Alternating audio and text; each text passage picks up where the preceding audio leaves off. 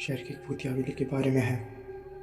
यह हवेली राजा महाराजाओं के समय बनी हुई थी, लेकिन पिछले 8 साल में इस हवेली में आज तक कोई भी रहने के लिए नहीं आया है।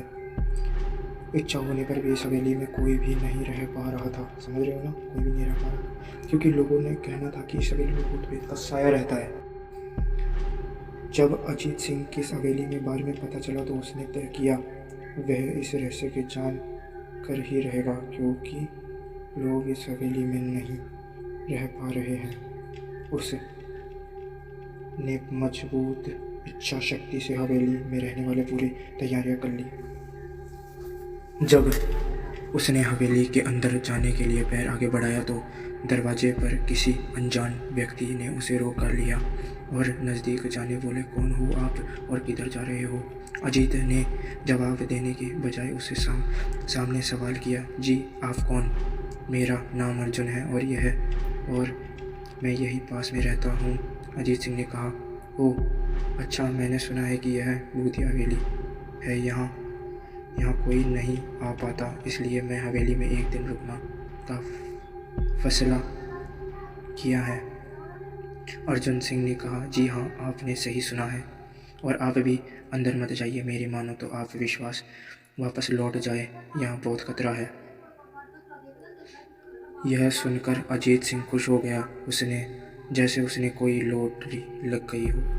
अर्जुन ने उसकी खुशी को देखकर बोला, आप क्यों खुश हो रहे हो? आप तो भूत का नाम सुनकर डर लगना चाहिए। शायद आपको पता नहीं होगा कि मैं भूत प्रेत की काफ़ी दिलचस्पी रखता हूँ।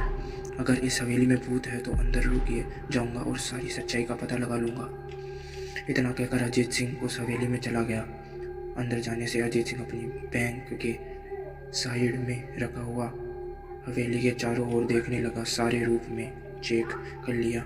बाद में ट्रांसिंग रूप में उसको सोफे पर बैठा गया। उसने वहाँ बैठ कर दारू 2-4 पैक भी पिए। वहीं अचानक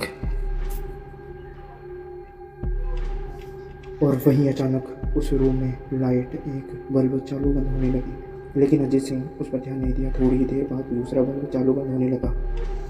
फिर तो हवेली में सारे लाइट चालू बंद होने लगी। यह सब देखकर अजीत सिंह अपनी जगह पे खड़ा हो गया। उसने संपूर्ण सचेत हो गया। अचानक उसके सामने एक छोटा टेबल हवा में उड़ने लगा।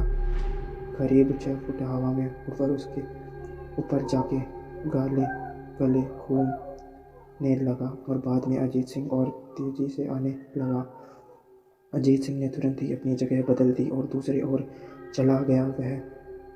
वह टेबल वहीं जाके गिरा जहाँ अजीत खड़ा था। अजीत कुछ समझ पाता उसने फिर सोफे की सीट उसकी ओर आने लगी। वह जल्दी खड़ा हो गया और चलना लगा। दूसरी ओर कूद गया, जिसके कारण सोफा दीवार को टकरा कर और